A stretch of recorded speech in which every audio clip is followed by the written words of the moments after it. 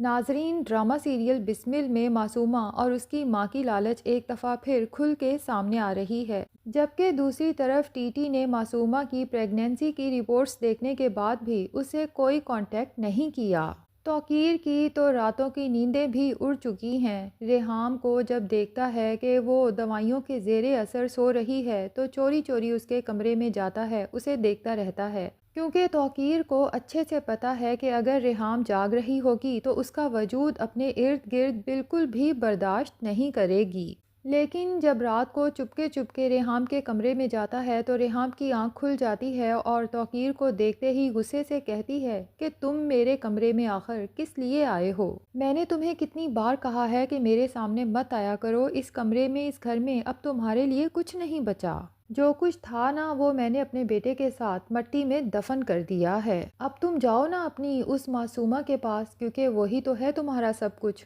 اسی کی وجہ سے تو تم نے اپنے بیٹے کو چھوڑا تھا۔ تمہیں ایک دفعہ بھی خیال نہیں آیا کہ تمہارے بیٹے کی زندگی کا کتنا اہم دن ہے، اس کی شادی ہے، وہ تمہارا آخری لمحے تک انتظار کرتا رہ گیا۔ اور میں نے تمہاری کتنی منتیں کی، کتنے فون کیے، میسیجز کیے، لیکن تم نے کسی کا رپلائی کرنا پسند نہیں کیا۔ تمہیں فکر تھی تو اس معصومہ کی کہ تمہارا بیٹا جب تک اس سے معافی نہیں مانگے گا تم اس کی خوشی میں شریک نہیں ہوگے۔ توقیر ہے کہ اسے کسی پل بھی چین نہیں ہے، ساری رات سارا دن جاگ جاگ کے خیالوں میں گزار دیتا ہے۔ اس کے ماموں یہ سب نوٹ کرتے ہیں تو اس کی صحت کا خیال رکھتے ہوئے کہتے ہیں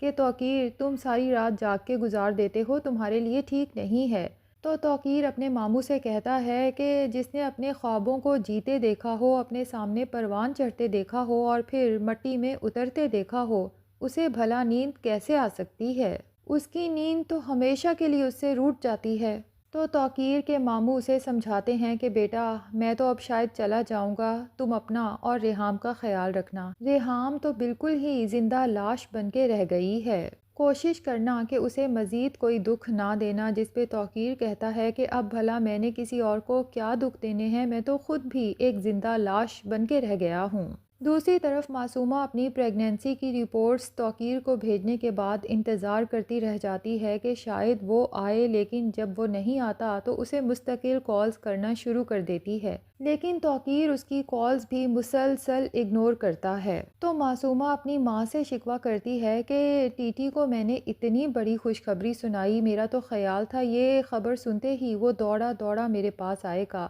لیکن اس نے تو مجھے ایک دفعہ کال کر کے بھی مبارکباد دینا پسند نہیں کیا۔ تو معصومہ کی ماں اسے سمجھاتی ہے کہ اتنی جلدی مت کرو، ابھی اس نے اپنا جوان بیٹا کھویا ہے، وہ صدمے کی حالت میں ہے، جب وہ صدمے سے باہر آئے گا تو سب سے پہلے تمہارے پاس ہی آئے گا۔ تمہیں اس حالت میں اب ہر وقت خوش رہنے کی کوشش کرنی چاہیے، اور یاد رکھو کہ جو خبر تم نے ٹی ٹی کو دی ہے نا، اس کے بعد تمہارا اس گھر میں راج ہوگا۔ جیسے ہی ٹی ٹی اپنے بچے کو دیکھے گا تو پھر دیکھنا کہ وہ تمہاری کیسے قدر کرتا ہے۔ یاد رکھو کہ مستقبل کے شہنشاہ کی ماں اور اس سلطنت کی ملکہ اب صرف اور صرف تم ہو۔ معصومہ کہتی ہے کہ یہ بات تو ٹی ٹی کو سمجھنی چاہیے، اسے میری اہمیت کا احساس ہونا چاہیے، اور ویسے بھی یہ حق تو میرے خدا نے مجھے دیا ہے، اور اگر ٹی ٹی نے یہ حق مجھ سے چھیننے کی کوشش کی تو میں اسے برباد کر دوں گی۔ معصومہ کی ماں تو اس کی ان باتوں سے خوف زدہ ہو جاتی ہے، اسے اس بات کا خوف نہیں کہ ٹی ٹی کو کچھ ہو جائے گا، اسے خوف ہے اس بات کا کہ اس کی بیٹی کو نہ کچھ ہو جائے، اس لیے اسے سمجھاتی ہے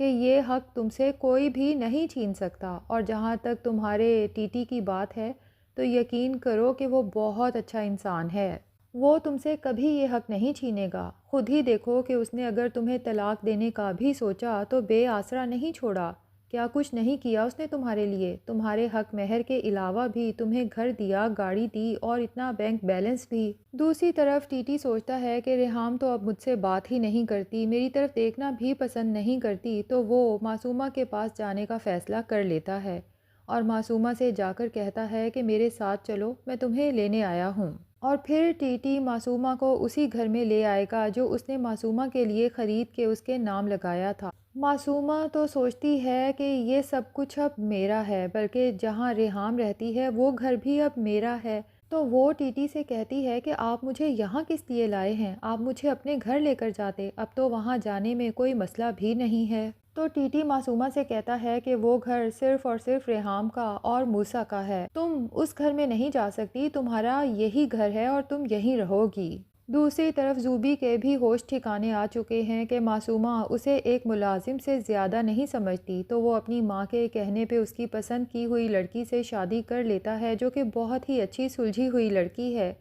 زوبی اس سے شادی کر کے بہت خوش ہوتا ہے کیونکہ لڑکی نہ صرف زوبی کی بلکہ اس کی ماں کی بھی بہت زیادہ عزت کرتی ہے۔ زوبی کی ماں تو اللہ کا لاکھ شکر ادا کرتی ہے کہ زوبی کے سر سے اس معصومہ کا بھوت اترا، اور شکر ہے کہ زوبی کی شادی اس معصومہ سے نہیں ہوئی، وہ تو بہت ہی بدتمیز قسم کی لڑکی ہے، اور میری بہو کتنی اچھی کتنی سمجھدار ہے کہ میرے بیٹے کے ساتھ ساتھ میرا بھی خیال رکھتی ہے۔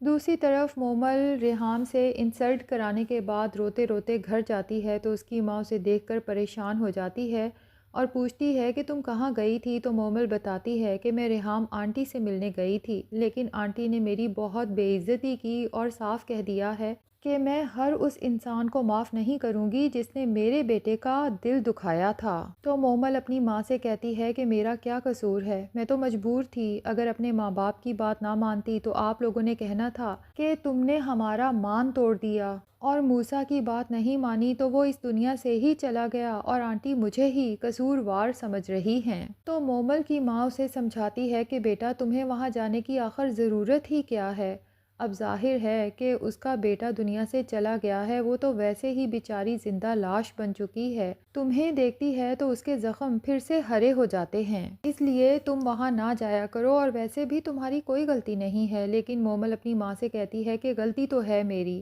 موسیٰ مجھ سے محبت کرتا تھا، اگر میں اس کی بات مان کے اس سے شادی کر لیتی تو آج وہ زندہ ہوتا، اور اپنی ماں سے رو رو کے کہتی ہے کہ میں موسیٰ کی قصوروار ہوں، میں خود کو کبھی معاف نہیں کر پاؤں گی۔ مومل کی ماں کہتی ہے کہ تم اپنی تیاری کرو کیونکہ اب ہم لوگ بہت جلد واپس جا رہے ہیں۔ دوسری طرف معصومہ ٹیٹی کے ساتھ اس گھر میں آ تو جاتی ہے، اس کی ماں بھی وہاں آ جاتی ہے، لیکن ٹیٹی اب معصومہ کے ساتھ بہت کم وقت گزارتا ہے، یا تو سارا دن آفس بیٹھا رہتا ہے یا پھر اپنے دوستوں کے پاس بیٹھا رہتا ہے۔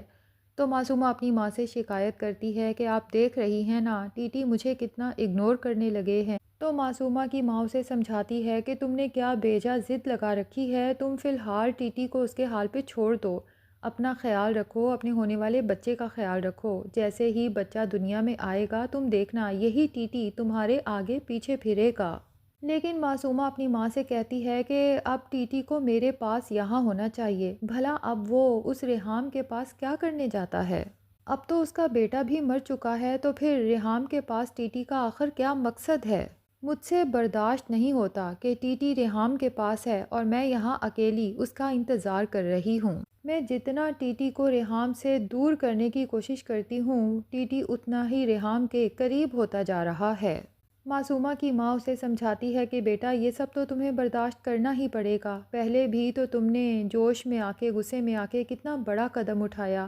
ٹیٹی کو ریحام سے دور کرنے کے لیے، لیکن اس کا کیا فائدہ ہوا، الٹا تمہارا ہی نقصان ہوا کہ ٹیٹی تم سے دور ہو گیا۔ اگر تم ٹیٹی کے دل پہ راج کرنا چاہتی ہو تو اب تمہیں اپنے غصے پہ اور جذبات پہ قابو رکھنا پڑے گا۔ تمہیں تو اللہ کا شکر ادا کرنا چاہیے کہ اس گھر میں واپسی کے لیے اللہ نے تمہارے راستے کھول دیے، ورنہ ٹیٹی تو تمہیں طلاق دے کے اپنی زندگی سے نکال چکا تھا۔